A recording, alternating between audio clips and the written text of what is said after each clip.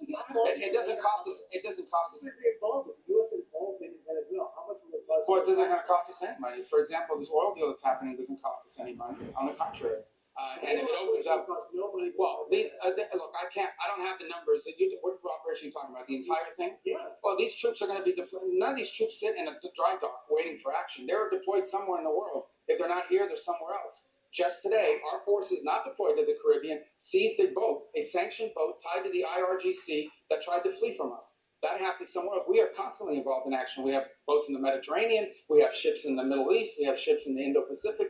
These ships, if they weren't in the Caribbean, they'd be somewhere else conducting activity. That's what the Navy does. I want to emphasize that question from CNN.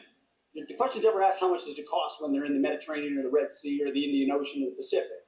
But now that they're in our hemisphere, on a counter-cartel mission or ensuring that an indicted individual comes to justice, now you're asking the question of cost. It's a disingenuous question to begin with. You're trying to find any angle possible to undermine the success of one of the most historic military missions the world has ever seen. The level of sophistication that Senate just was briefed on, and the House was briefed on, a classified level, is something only the United States of America can accomplish. The world is taking notice of that. Certainly Venezuela is taking notice of that. And it continues because 2 oil tankers, 2 overnight, were seized by the United States of America, stateless or sanctioned, because the oil blockade, the quarantine of oil out of unsanctioned or sanctioned or stateless vessels continues. That leverage will continue as Secretary Rubio outlined. So our military is prepared to continue this. As he said, the president, when he speaks, he means it. He's not messing around. We're an administration of action to advance our interests, and that is on full display. We're happy to bring it back. No.